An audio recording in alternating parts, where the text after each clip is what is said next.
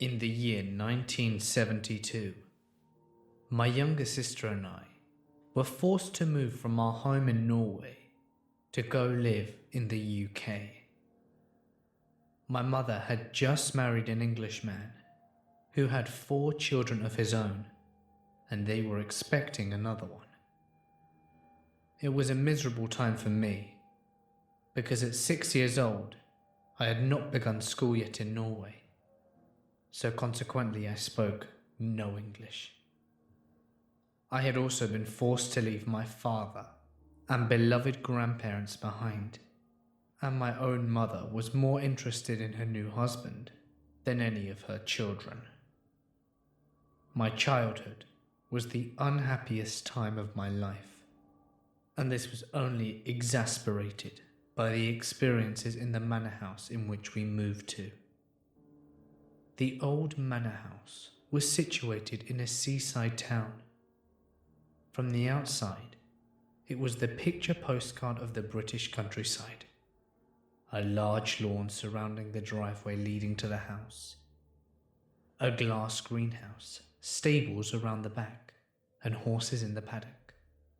But behind this facade, we experienced such horrors, some that I still struggle to talk about to this day.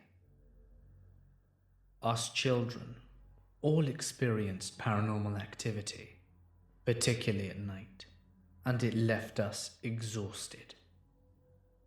Our parents were not particularly concerned and often shut us out. All we had were each other, and it was terrifying. You dreaded sleep and the activity that would come with it. I would sleep with my dog and cat on the bed, but even they could not bring me enough comfort. One night, when I was around 9 years old, I was awoken by my dog standing near the bedroom window growling. The cat was standing with her back arched and fur standing on end, hissing loudly. All of a sudden, though, my dog whimpered, and then suddenly there was silence. The room went cold, and the darkness seemed to engulf us.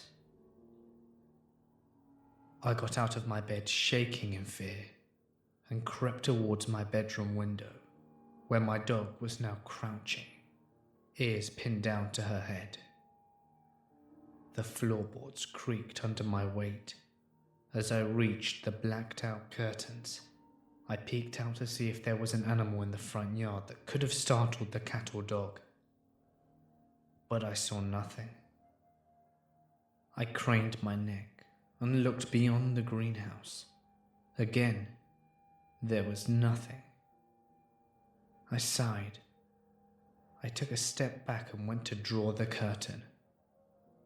But then, suddenly, everything happened at once. The dog started barking ferociously and frothing at the mouth, and my bedroom door swung open and slammed hard against the wall. My posters then flew off the walls. I turned back to the window and I saw the face of a man smiling menacingly at me. Terrified, I spun around expecting to see someone who stood behind me. But when I did, there was no one there. I turned back to the window, and it was gone.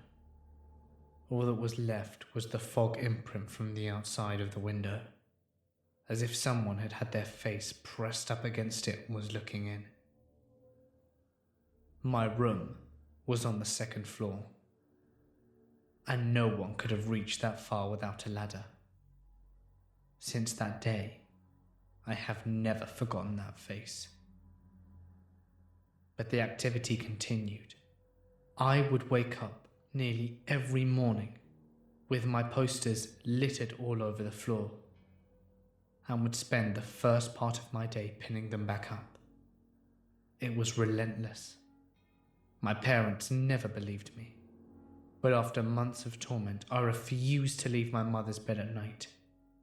It was then when my stepfather was forced to sleep in my bedroom for a night, and only after he experienced it for himself did he believe me. When he woke up in the morning, all of my posters were laying skewed on top of him. Despite all of this, there was one thing that did bring me comfort during my miserable childhood. I always missed my family in Norway dearly and cried myself to sleep most nights. But then one night, I felt a light touch brush beside my hair from my face. This simple and intimate action brought me so much comfort. I opened my eyes and saw an older woman sitting beside me. She had grey hair swept back into a tight bun, and now reflecting on the clothes that she wore, I suspect that she was once a maid or the head of the house. After all, this was a very old large manor house. She would visit me often, and always brought this feeling of familiarity and comfort. Although I knew that she wasn't alive like you or I did feel that she kept me safe from the man that I saw at my window. I was not the only child in that house to have a paranormal experience either. My younger sister Ella shared a room with our stepsister Marie, and she would awake nightly with fits of terror and sweat, and she would often come into my room and curl up in my bed, frightened with me. I only had a small single bed, and with a dog, cat, and now her kittens, it became too much to have her in my bed with me. So one night, when the usual routine of night terrors and her crawling into my bed had occurred, I told her to go to our mother's bed instead, insisting that I would take her there. I held her hand, and we left my room and went onto the landing. My mother and stepfather's room was at the very end of the hallway, and right next to it, there was a very large Victorian mirror. We could see our reflections as we crept along the corridor, and were careful not to wake up our sleeping siblings. Then suddenly, Ella stopped, frozen. I looked down at her and tugged her arm. Unresponsive, she stared ahead at the mirror. My heart sank and I became overwhelmed with a feeling of dread. Slowly I looked up.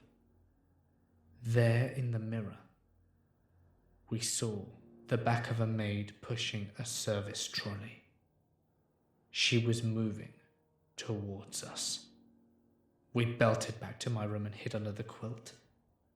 We heard the squeaking of wheels pass us and stop. We didn't dare to look, and we stayed there until morning. I will never forget these events.